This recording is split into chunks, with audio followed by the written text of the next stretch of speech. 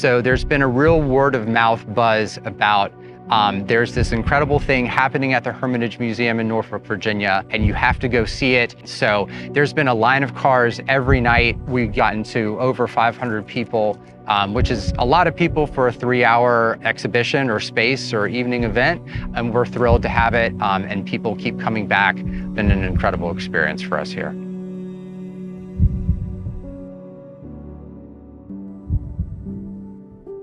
Echoes of the Heart is a multi-gallery, immersive and interactive, full museum takeover. My role in the project was to give Carrie R. Spencer, our curator of contemporary exhibitions, the freedom to find the best artist for the Hermitage. I have worked with her for the past 2 years to develop this project. There are two main sources of inspiration for this project. The first one is this very magical place, the Hermitage Museum. And the second part of the inspiration came from the heart and heartbreak. When I came here, I was completely heartbroken. And I was feeling many things in my heart, things that were overwhelming, that felt very raw, that felt challenging. I couldn't believe this place. It is so inspiring everywhere. There is water, there are lush green gardens full of flowers, and this gem, historic building that is charged with stories of the past. The past feels very present here.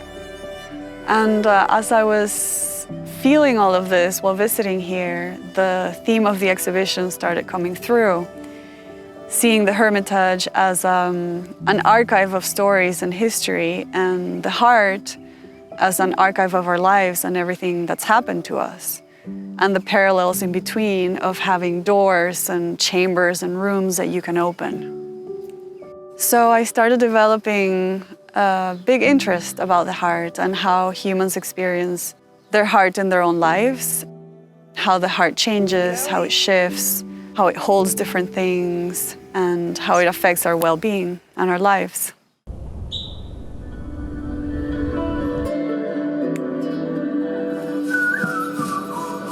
You know, there's this loss of innocence that comes with just growing up, you know, in the journey. And that journey is a journey of a lot of pain and suffering that comes as our wide open hearts as children, you know, begins to get shut down by whatever it might be, whether it's an adult, you know, in our life, a loved one telling us, you know, don't open your voice, don't sing, you know, don't, you know, be normal. And as we travel through, the heart gets transformed in scar tissue and ripped open and scars again and ripped open again. And it's like you realize that in that process, the heart is ultimately cultivating this ability for greater depth. So people will walk in and the first thing they'll see is the lit up mesh exhibit. And it certainly is interesting. You're not quite sure what's going on. There's physical elements of the heart like valves and arteries and veins, and also a collection of symbolisms that I'm using as metaphors of the heart. And then you enter the exhibit through the snake tunnel, where you're invited to think about transformation and change and maybe shedding something. Viewers, they may come from their busy daily life and they've the rush to get here, and once they enter into this space, we want them to center their mind and their heart, and then essentially explore their own heart as they walk through the exhibition.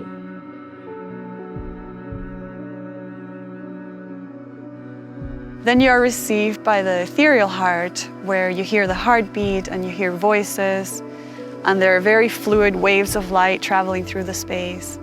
And hopefully here you can feel welcome, at home, relaxed, and also part of something infinite. The heart is always speaking to us. It can be a tool to not only heal ourselves, but then heal others. Because she checked my heart when I said it hurts, and she said there's nothing wrong with it, but I don't know why it was hurting. Then you go upstairs and you enter the Heart Temple, which displays a collection of altars. and each altar has recordings. I interviewed around 50 people from ages 5 to 80. And those ranged everywhere from, dealing with like our hard feelings, like the difficult feelings that we go through, to when our heart wants to open, to when our heart feels closed down. Examining the theme of innocence. My heart craves connection. And sometimes we don't think we're deserving of feeling love, so we close our heart off. When I close my heart, I constrict myself. This girl asked me to be her Valentine. I felt super excited, and I felt like I just wanted to jump, and I felt butterflies in my stomach. I want to live in my full expression. I want to live loud, within my own heart. Fue maravilloso con respecto a los altares, encontrar elementos que evocaran esos temas tan sensibles. Por ejemplo, el deseo de llegar a una meta, el aislamiento, cómo representarlo, el atravesar un puente frágil o el subir y escalar hacia el corazón. The intention with this gallery is to connect the collective experience of the heart and accept all the things we feel as humans. It sounded like boom, ba-boom, ba-boom, ba-boom. And at some point, we invite you into a darkened room with just a sort of monolithic sculpture in the middle of the room, which again becomes a meditative, almost trance-inducing set of your mind and your heart.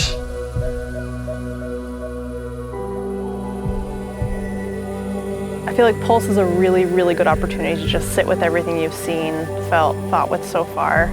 It's a dark room while just observing this magnificent piece.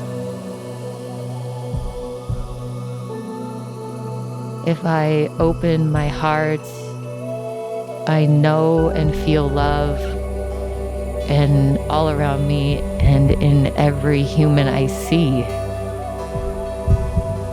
But I could hear the sound of the blood going through the valves.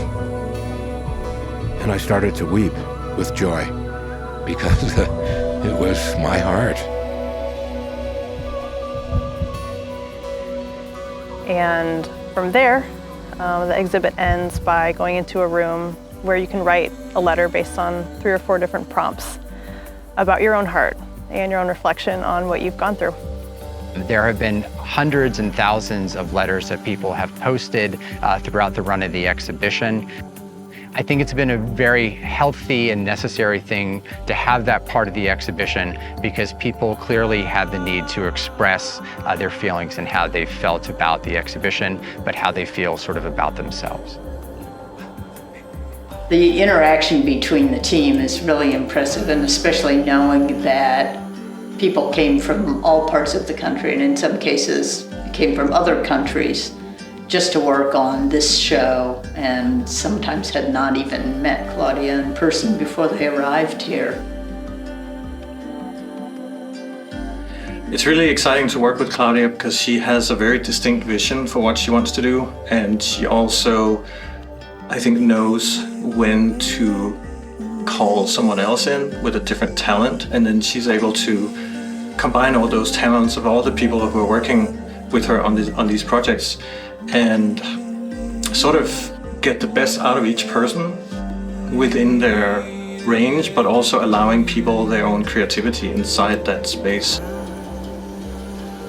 Creo que todos los espectadores que lleguen a esta exposición pueden iniciarse en un viaje muy interesante primero hacia el mundo natural, también hacia ese viaje interior a uno mismo y después también entrar un poco en conexión y en comunidad con toda la gente que en ese momento está viviendo la misma experiencia.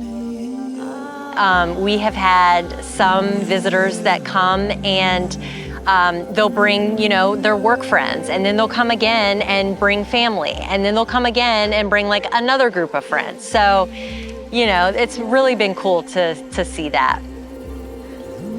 I like the range that Echoes of the Heart includes. I think it can be easy when talking about the heart to keep it kind of surface level, whether it's all about love or romance or sweet things, but Echoes of the Heart encompasses any and everything in our hearts, the things we don't want to see, the depths, the stuff we don't want to look at, the continual unfolding. It has all brought me to an understanding that the heart is much more than a physical organ that keeps our body alive. And throughout history, it has been the seat of love and connection. It has been the portal for spiritual transformation. It has been the nest for inner truth, the source of aliveness and creativity. The heart is the messenger and the anchor and the drum that brings us to the now. It's constantly beating there. And even when our mind wants to run off into tomorrow or into the regrets of yesterday, the heart always brings us back to now, you know, with that beat.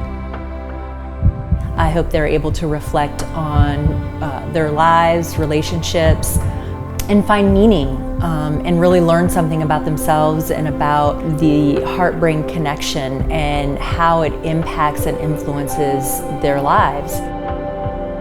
Hopefully this exhibition serves as an invitation to spark a dialogue with our own hearts, to drop in, to open up, to heal, to love more, and to support each other in this journey for hopefully a more connected and heartfelt life.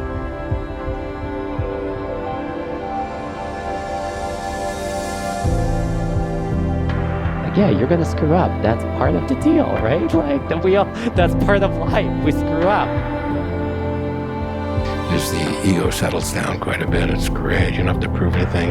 You just kind of waltzing through life, you know? 1, 2, 3, 1, 2, 3. And you're looking around. This instead of a bit frantic, you know, rock and roll kind of stuff. And whoa, no. Let's do a waltz. Come on.